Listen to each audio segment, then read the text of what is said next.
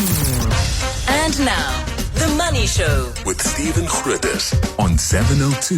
Let's walk the talk. The Money Show with Stephen Grootes is brought to you by ABSA CIB, proud sponsor of the ABSA Africa Financial Markets Index 2025. Good evening. Welcome to the program. I'm Stephen Grootes, 7 minutes after 6, the Friday edition, of course, of The Money Show. As we go to air, you hear the story in EWN. Airlink, the airline, confirming it's had to suspend many of its flights to places like Mthatha, Richards Bay, Pietermaritzburg. All of this because of the suspension of instrument flight procedures. And this again takes us to the question we've heard many times, issues that seem to be affected by air traffic navigation systems, or services rather, air traffic navigation services. It is, of course, part of government, part of the Transport Department. We've had issues there over the last little while. We'll try and get some reaction to that and just a greater understanding, a deeper understanding of what's happened. You yourself may be affected, may have been affected as well by this. Would be good to hear from you on 011 883 0702 and 0214460567 and voice notes as well, of course, from you and the impact it's had on you on 072 702 1702. One question I just can't get away from is that if there was going to be work done on this system, surely the airlines were told. And so if there's bad weather, they would know where they are. It's a very strange thing. One of those things that frankly should never have happened. It should really never have happened. I think we're going to be able to speak to Guy Leach on that in just a moment. Also to come, we'll talk about remuneration for directors. We'll talk about what's happening with the move from buying goods to experiences for those with wealth. Bronwyn Williams will talk about that. And we'll talk about chocolate. And don't forget the Friday Biz Blitz before the end of the program. Good evening. The Money Show With Stephen Grootes, live on 92.7 and 106 FM. Streaming on the Prime Media Plus app. and DSTV channel 856. All right, Guy Leach agreeing to speak to us, the editor of SA Flyer magazine, and at very short notice. Guy, good evening. I do appreciate it. So we hear from Airlink that many of their flights have had to be disrupted or suspended. They say thousands of passengers affected by this because the instrument flight procedure systems have been suspended. What's actually going on? Yeah, hi, Stephen. Nice to be with you and your listeners. Well, what's going on has, in fact, been going on for the past 18 or so months when 220 in-flight procedures were effectively cancelled by the Civil Aviation Authority. And, at times we can manage with this failure. At other times we can't. Right now, we, being the airline industry, are really struggling because the weather's gone bad. The thunderstorms brewing all over the place.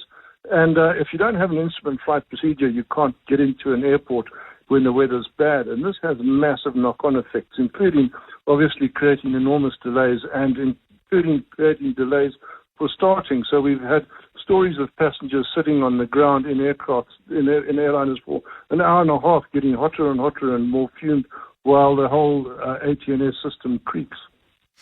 This is all because of ATNS. I mean, this problem was supposed to have been rectified. People were supposed to be working on it. And if I recall, there was a very long notice period that this might happen. Absolutely. These procedures need to be reviewed every 5 years. So it's not as though it all of a sudden happened out of the blue. They could see the deadlines for these procedures coming down the line. That's why the current CEO is properly suspended. And I'm looking at their presentation they've just done to the Airlines Association conference, and it's quite funny. They're saying that the four of the absolutely key procedures to, for instance, the key airports will be approved on Christmas Day, the 25th. So, they're happening. There are a couple of others that have been approved on the 27th of this month. They're saying that 169 out of 181 procedures are now approved, but are pending approval actually by the CAA. So the problem is going to continue for a whole while. In fact, it's going to continue for most of the festive season. So they're saying some of them will be approved by Christmas Day. I mean, that is the most intense traveling time around Christmas Day, obviously not on Christmas Day. Well, who knows? I mean, I can't imagine the Civil Aviation Authority working on Christmas Day to approve these procedures, but perhaps that's just a deadline that they've set themselves. To be fair, the ATNS is trying hard to make up the backlog and get on top of it. But it is, the moment the weather turns bad, it is intensely frustrating. Speaking to Airlink the other day, to Roger Foster, actually, who'd recently retired. He was talking hundreds of millions of rands that these delays have cost just Airlink, let alone all the other airlines. We knew that this was a long time coming. You remind us that the CEO has been suspended. Are you confident that what needs to be done now is actually being done? I mean, I don't know how it could be done now if it couldn't be done before. Did more money come in or something? Yeah, they've thrown money in people at the problem. They've managed to persuade a lot of the former employees who'd left in disgust because the atmosphere at AT&S had quite simply become toxic. And we lost controllers and flight procedure planners all over the world, particularly to the Middle East and New Zealand. They've put a whole lot of incentives in place to get a whole lot of those key staffers back. Obviously, I think that they've got people in charge who really have set out to create objectives and get them done by these objectives. So it looks like they've made a dent. They've got the number down from 227 down to, they say, 169 approved. So there are signs of improvement at least. Guy Leach, really appreciate the time. Thank you very much indeed. Dr. Guy Leach is the editor at SA Flyer magazine. Very frustrating if you're stuck on the tarmac. Very difficult if you can't fly at all. 13 minutes after 6. 7:02. 7:02. Stephen is on The Money Show. 6 to 8 p.m. Well, confirmation this week, the amount of money directors are receiving starting to go up again, increasing by more than inflation. CEOs have seen their salaries go up by around 8%, but chief financial officers, well, theirs have gone up by around 19%. A few, perhaps, pockets of dissatisfaction from shareholders, though, an increase in the number of cases in which shareholders have voted against remuneration increases. Leila Ebrahimi is the reward partner at PwC. Leila, good evening. Firstly, what's driving up the salaries of CEOs and chief financial officers? I presume it's the good old-fashioned competition for talent. Evening, Stephen, and thanks for having me. It's a complicated question, but the easy answer is it's actually being driven by long-term incentives in this case. So there's this sort of global competition for talent, which isn't necessarily directly impacting South Africa as much as, say, for example, the UK. But we do tend to follow British trends, interestingly, in our market. So what we're seeing in the UK is that competition with the US is driving up executive pay there, and the most significant impact is in the long-term incentives. And then we've seen, sort of trickling through to the South African market when we analyze the JSE data, that the CEO LTIs, and this is opportunity, has gone up by 40% in the most recent data, and more significantly for CFOs at 58%. So not necessarily bad news, because it means that executives are more focused on the long term. It obviously changes the pay mix. It means that if they want to unlock that, there are certain targets that need to be achieved, which, will result in shareholder value being driven. But yeah, that's where most of the increases are coming from. Long-term incentives, do they actually work? And Leila, I realize that's a big question. On one level, they must do, because that's what everybody aims for nowadays. Yeah, we don't have enough time to fully answer that question, but I think if a well-designed long-term incentive, I think, is a very valuable tool, because ultimately what you're trying to do is grow the pie for everyone. So you're trying to design something that will result in, value being created for shareholders, and only when there is value being created for shareholders, then there's value being paid out to the executive. So what we call good old pay for performance. So in South Africa, we still very much have an expectation of 100% pay for performance for executives. But interesting point on that, so what we've seen in the UK over the last couple of years is a move towards they call it a hybrid model, where they have more retention shares as well. So in other words, you just have to remain employed to get some of your long-term incentive opportunity, which is obviously more aligned again with the US approach. So linking back to my earlier point. Going back to your report, the fees paid to board members went up by 12% on a median basis. That's way above inflation. What's pushing that up so strongly? Is it just the performance of the companies that they're on the boards of? No, so interestingly, board members are not linked to performance of the companies at all, because, you sort of want to keep a bit of independence there. So that isn't being pushed by performance in that instance. So I think what it comes down to is the increasing responsibility that's placed on board members. So I can speak about REMCO or Remuneration Committee as a very good example of that. We have the Companies Act coming in with all the amendments. There's going to be a binding vote on the REM policy. There's going to be, serious sanctions for Remuneration Committee members if the implementation report, which is, what happened and how our executives were paid in the previous year, is failed 2 years in a row. So, with all of that, there's just a lot more time that needs to be spent in these board meetings, and board pay is usually, or board member pay is usually linked to the number of meetings that there are. So if you have increase in the number of meetings and the amount of time spent, well, obviously those fees get pushed up. As SOE boards have discovered. You say that the number of companies that did not get more than 50% shareholder support for their implementation reports doubled. It's still only around 5%, but it did double. Are shareholders getting a little bit more assertive, or are boards getting a little bit more, difficult?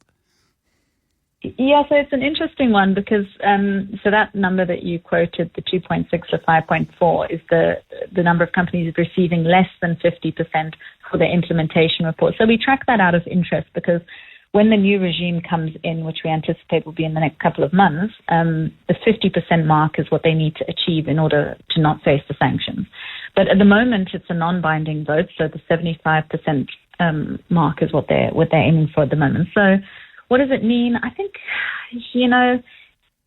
it means that there has been dissatisfaction with some of the decisions that have been made by boards as they relate to executive pay, because shareholders are not quick to vote against these, as you can imagine, because even now in the non-binding regime, the ramifications of a negative vote are high. So it really is reserved for instances where they've sort of signaled we're not happy with this approach. Sometimes they've indicated to the company in the policy vote, we're not happy with what you're saying you're going to do. Other instances is where something was done, and this is often where the implementation report votes come through.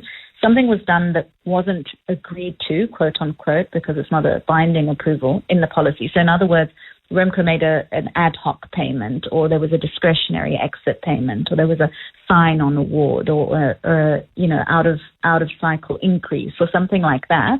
That's where we usually see these votes coming in. It's very interesting to watch how it plays out.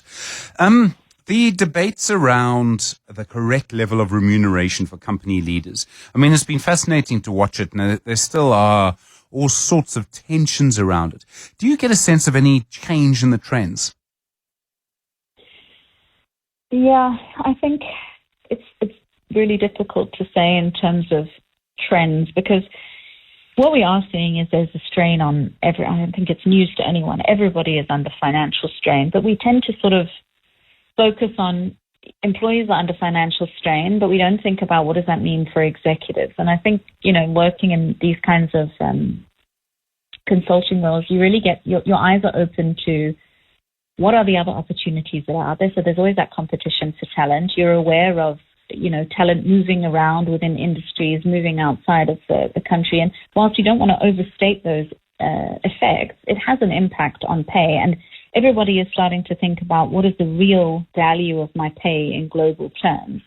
So I think that one must be careful. There's also a brilliant quote that if anyone is interested to go and look it up, Julia Hoggett of the London Stock Exchange made a statement about executive pay in 2023, which is just fascinating. And executive pay is linked to the functioning of our economy. You can't divorce the two. So you don't want to focus on dragging it down too much, but also, of course, it must remain a pay for performance model. So it's a complicated question. Leila Ebrahimi, thanks very much indeed. Reward partner at PwC. 21 minutes after 6. The Money Show. Explainer. Bit of discussion in the last few days about how the world of the rich is changing, and that instead of those with wealth spending some of that money on goods like, fine wine, the faster jet than your mate, instead people are spending it on experiences, the most expensive hotel in Paris, or a seat at the world's best restaurant. Bronwyn Williams is trend translator and future finance specialist at Flux Trends. Bronwyn, good evening. is this shift happening quite quickly? It does seem the wealthy are changing where and how and on what they spend some of their money. Yes, well, yes and no. I think the wealthy have always spent their money on things that other people can't have, and as soon as those things become democratized and commoditized, then they shift their spending to something else. So it's like a constant pattern in history. But it's shifting again now because the dynamics of who's wealthy, where wealth is made, is obviously shifting at the same time, which adds extra complexity to the whole dynamic of change and the speed of changing patterns. I think one of the things to note is that there are more people wealthier today than there have been in the past. There's more of those. But there's also a bigger distinction between what you and I would consider wealthy and the really wealthiest people in the world. So you kind of got that sort of acceleration effect, or that sort of exponential curve is deepening, if you want to put it that way. And the really tip of the iceberg rich, the ones that even the wealthy can't imagine, are trying to put distance between themselves and the merely very well off. So, in a way, it's this sort of situation we've seen where there was a time when very few people could afford a particular handbag, or hardly anyone had their own plane. Now that all of those things have become a lot more common. Yeah, they become commoditized. That's the thing. Progress gets democratized eventually, not all the way through, but trickle-down economics does work to a certain extent, in that the middle and even the poorer classes do have access to at least, shall we say, imitations of what was previously only available to the rich, even in imagination. Has something happened because, so you referred to how people had made their money, you would probably have had to be a mine owner or something 30 years ago. Now you could be someone who'd started a social media company, or Uber or someone, and that must inform what you then want to spend your money on. You're just a different type of person. Yeah, it's a very different type of person, and there's a different set of things that are creating a new layer of status. I mean, I'm sure you're paying huge amounts of attention to the celebrity news this week that Tom Cruise has broken up with his latest girlfriend. But they were planning on getting married in space, because that's something that you and I can't do, even though you and I can go to Airbnb, even if it's just for one night at the hotel that Tom would have taken one of his girlfriends to 10 years ago, right? So he's got to move faster to get away from us and all of our graspy little hands that are trying to get to the things that used to make him feel special. Is social media a part of it? You have to be seen to be showing off. You have to be seen to be doing something that no one else can do. Well, yes and no. Again, we can put the distinction between the really rich and the merely very well off. Really, really rich people don't care to be seen so much. They kind of can afford to be invisible. You don't have to show off if you passed a certain tier. You're on a sort of need to know little black book basis. You're not competing for attention among the social media reels with the commoners, right? So there's a distinction there too, I think. There's a big exception to that, of course, because Jeff Bezos, one of the richest men in the world, decided to take over Venice for his wedding. I mean, we knew already, Jeff. Don't worry. Yes, exactly. I mean, there's all the jokes that can go along with that. But there's also the distinction in the whole conversation that we have, is that who we're actually talking about when we're talking about the wealthy. Are we talking about, those 3 or 4 people that own exponentially more than anyone else? Are we talking about the formerly wealthy, which I think the sort of the general conversation around this is speaking to the people who used to be seen, as you said, consuming things like private jets, or being seen in certain places, or wearing certain handbags, or buying certain bits of art, are now not being seen at all. They're using their money differently, because once those things that they once used to buy that no one else could have now become accessible, even things like, cross-continental flights. I mean, economy classes open this up for vast swaths of the world's population, and the distinction between, first class and economy class is not as vast as the airlines would have you believe. I mean, you're all in the same tin can on the sky. So you have to move to the private jet, and thereafter you have to go to the rocket. You have to keep on leveling up, because progress catches up and cheap knockoffs materialize for just about everything. I think another one of the points that a lot of the comments around this conversation around where's all the conspicuous consumption gone also relate to things like property values, which have been declining in formerly very fancy places. But again, property is very elitist, and you don't want to live in a place where your neighbors who might have the same amount of money as you but come from different backgrounds, that are not deemed to have the same levels of taste, are seen to be staying, right? So as other people become economically, affluent, you want to move to put your distinction in, to put your place, put your difference between yourself and everyone else, which is status game. It's not the nicest game that we play as human beings, but it is one of those games that many philosophers will come back to, whether you're talking about Verlaine and his Verlaine goods, or whether you're talking about René Girard and mimetic theory and all of this. It's always a bit uncomfortable to see it playing out in the real world.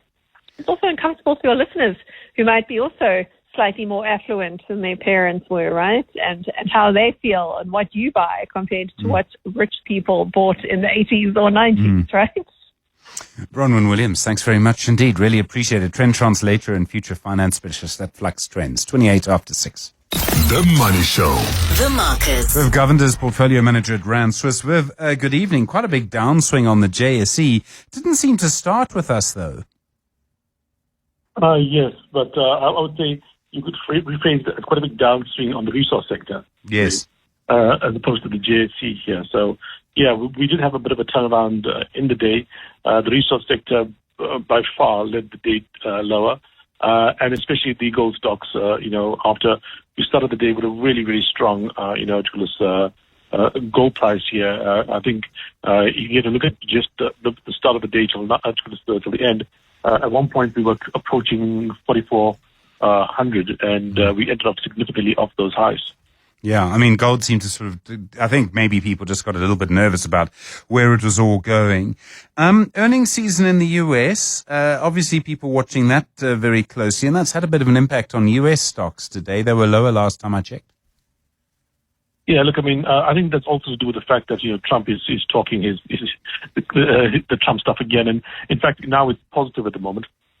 After he is again, did a bit of a reversal on the Chinese, tariffs thing. I think that's one of the real big fears in the market. It's not the shutdown that's mattering that much. It's not many other things. But I think the one thing you can see right now that's really moving the market is any kind of fears around the China, trade war. And that, I think, is what's concerning them. Earnings season, the banks did really well. We also had, from like Europe and so on this week, we had the ASML, which is the chip machine manufacturing maker. So this is the guys that make the machines, but used by other companies to make the chips that, AI and so on uses. That company did really well. And then we also had, like earlier this week, we also had LVMH, the luxury goods maker, do really well on the day because markets were expecting pretty bad numbers and they weren't quite as bad as they had feared. So I think, it's been a reasonably strong earnings season. But the thing that's been moving us, I think, is, a lot of everything today is much to do with what comes out of the orange man's mouth. Viv Govender, isn't it always? Thanks so much. Portfolio manager at Rand Swiss. Really appreciate the time on a Friday. Good evening. It's just gone 6:30. WhatsApp Stephen on 072 702 1702. Well, we've been talking about salaries and remuneration. Always got to get that right. Talking as well, of course, about the flight disruptions that we've seen. Voice notes coming through on pay on 072 702 1702. Kevin from Rodiport. Talking about CEOs' remuneration, I think it's a ripple effect. The CEOs here, they see that a municipality manager or, mayor of some place in Rustenburg or in Pietermaritzburg, they're earning crazy amounts. So, it's just a ripple effect that goes on. So CEOs in this country, in SA, are paid more than in Finland, more than in Europe, more than even in the US. So it's just a ripple effect of what happens in SA. Yes, that's my 2 cents worth. Yeah, it's very interesting because I do think that there is a sort of ripple effect of, this one gets this much. I know from time to time you'll see lists of who in government gets the highest salary, and it's often not what you would expect. I know, for example, I think Colin Sletswalo, who was until recently the CEO of the Road Accident Fund, got quite a high salary. Plus, of course, the sort of private security guards, it seems that the board had declined. That inquiry still underway in Parliament. There's another thing about remuneration that I've never really understood, which is that when someone messes up and the board needs to get rid of them, they'll always pay them to go. And I've always thought that's one of the strongest arguments that the system is not as effective as it should be, is that people who are bad bosses still get paid a large amount of money. There's no kind of sort of punishment. And then you get the stunts, which actually work often. Someone will come back to take over a business or whatever, usually someone who's sort of made their money already, and say, I'll do this for free, or I'll do it for R1 or $1 or whatever it is. And that I do think does immediately earn some respect, which is very interesting. 011 8830702 021 446 0567. Don't forget the Friday Biz Blitz in a few moments. 9. 702 with Stephen Grootes. Email him on stephen@702.co.za. An interesting comment by the Reserve Bank Governor, Leila. He's been in the States talking about matters of central banking and suggesting that there might or that there should be a way for countries to challenge the methodology of credit ratings agencies. Essentially, I think he's been quite careful with his words, I think correctly so, not suggesting that South Africa, for example, would be able to challenge its credit rating, but being able to say to a credit ratings agency, we are not so sure about the methodology. It's very interesting because on one level, this is not a process that should be democratic, right? Credit ratings agencies need to be done properly. You need to know exactly where you are. It needs to all be correct. Otherwise, people are going to lose a huge amount of money. At the same time, though, I do think sometimes, I think we're allowed to say, well, sometimes these credit ratings or the methodology that is used don't make sense. And the perfect example, of course, is what happened during the start of the global financial crisis, 2007, 2008. So many American companies had sort of wonderful ratings, and so many of the institutions failed, and the credit ratings agencies failed then too. If only, and I'm sure you've seen The Big Short or read the book or whatever, if only they sort of had their eyes open, that would have made a big difference. And so that would have saved a lot of people a huge amount of money. So I do think that he's on to something. I know there's also been talk in the past, and I don't know how far this got, of a kind of BRICS ratings agency. The idea would be an institution that would be within the BRICS countries or the expanded BRICS countries, or perhaps one in Africa. I wouldn't be surprised if someone maybe uses another phrase and says sort of the global north, if you know what I mean. Maybe something like the global south, maybe something like that.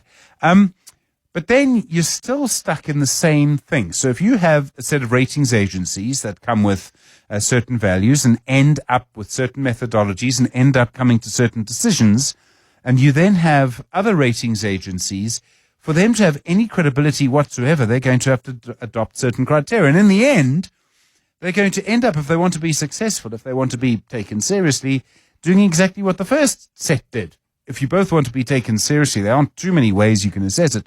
There's often a nuance, but there isn't often a fundamental difference in how you assess risk. In the end, that's why if you find that a bank is happy to give you a loan, other banks will give you a loan. And if you find a bank is unlikely to give you a loan, well, it would seem that other banks are also unlikely to give you a loan. I don't want to stop you from shopping around. I think you absolutely must.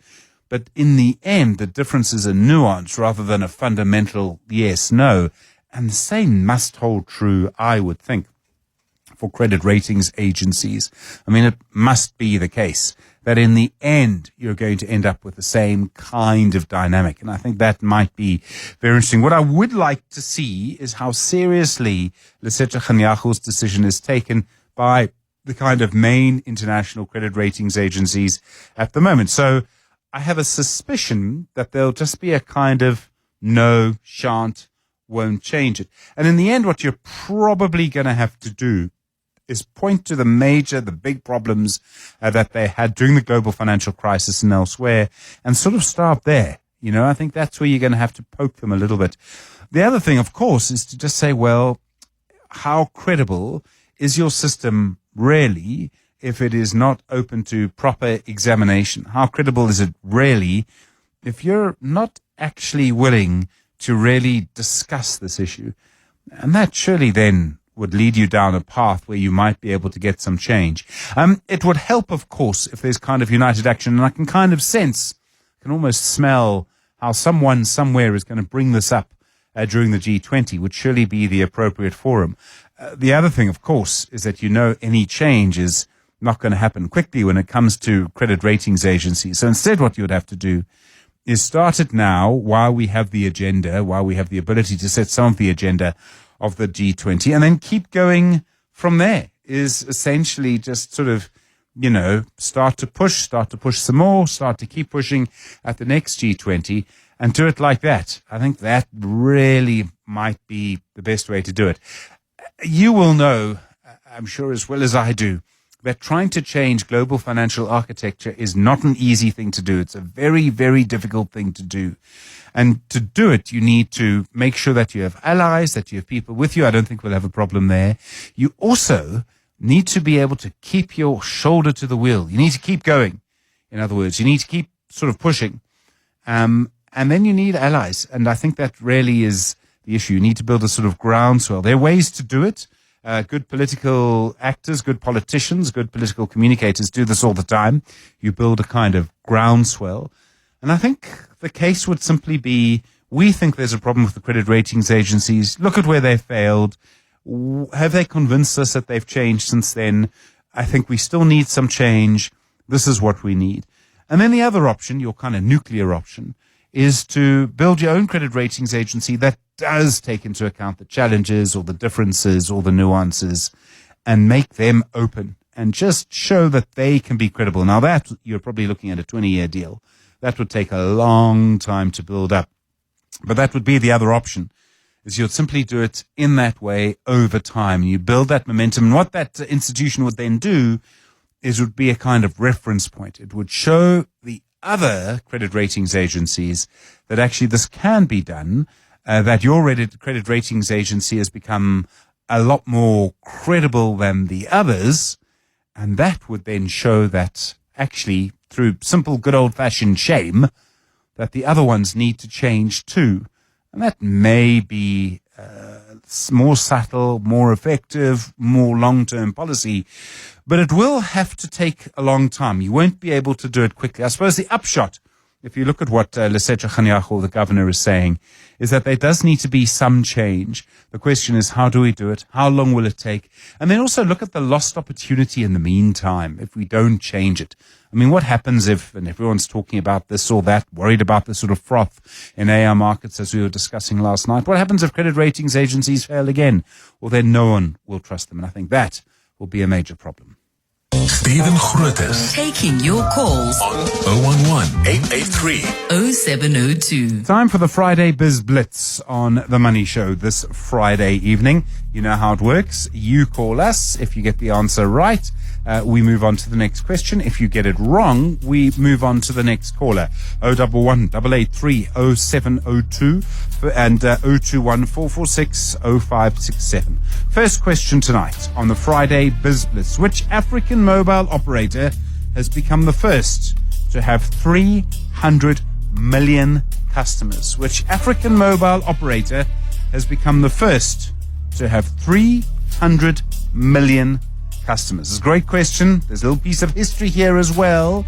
But which African mobile operator became the first to surpass 300 million customers? 011-883-0702 and 021-446-0567.